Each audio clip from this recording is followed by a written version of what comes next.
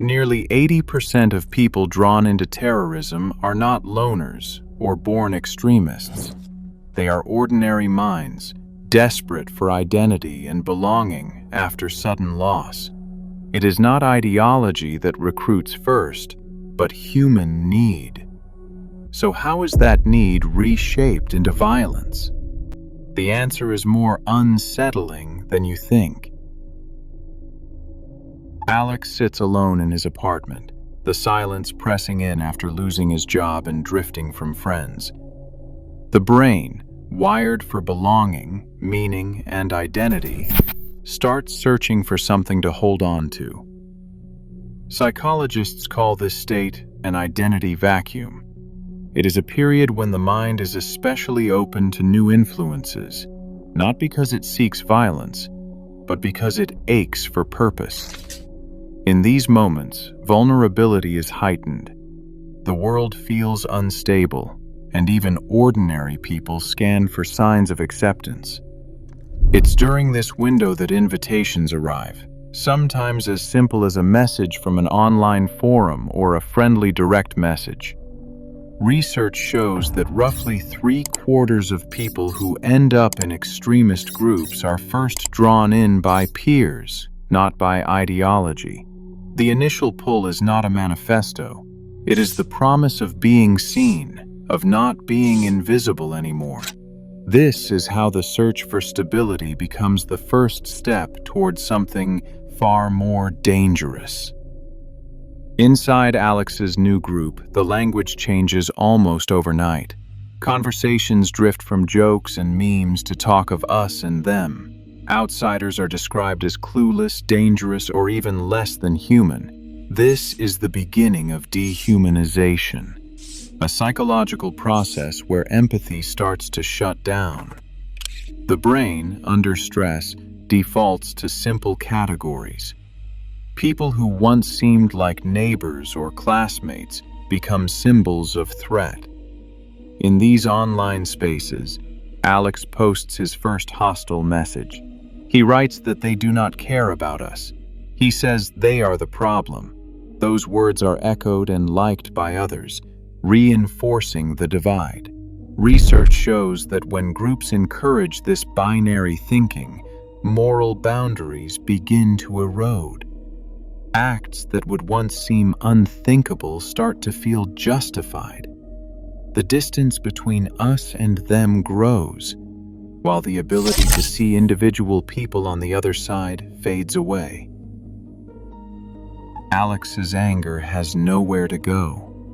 The sting of losing his job, the feeling of being left behind, and the echo of online insults build into a heavy knot of humiliation.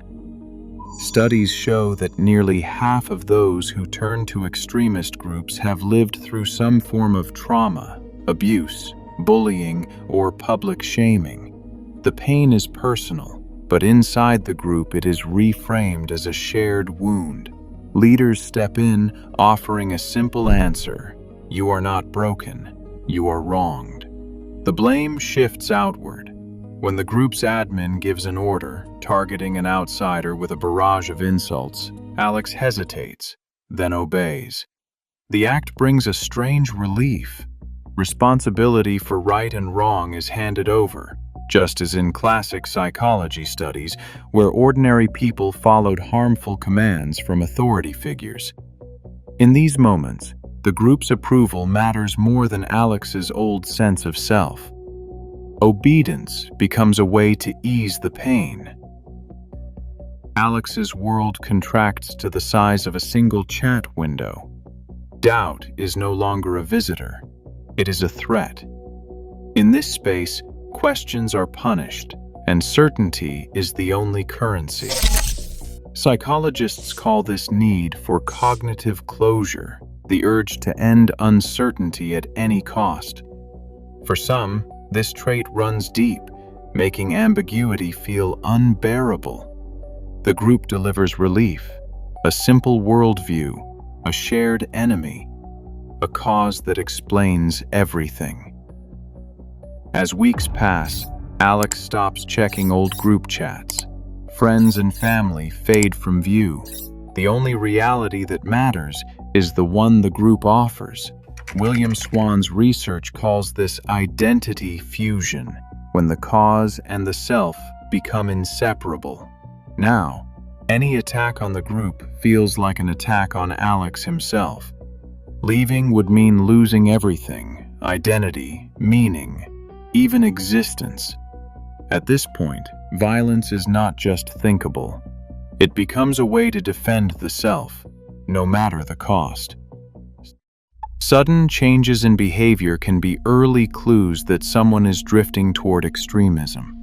Alex, once quick to joke with friends, now snaps at small disagreements and sees every slight as a personal attack.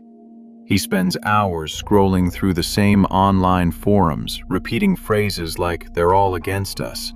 Conversations with family shrink to one-word answers, and old hobbies gather dust. He talks about feeling betrayed or targeted, replaying the same grievances again and again.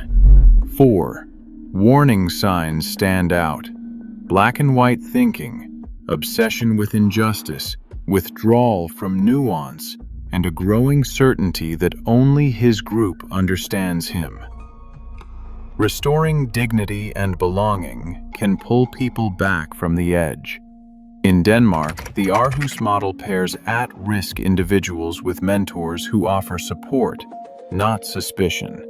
Instead of punishment, the program helps people reconnect with family, find work, or return to school.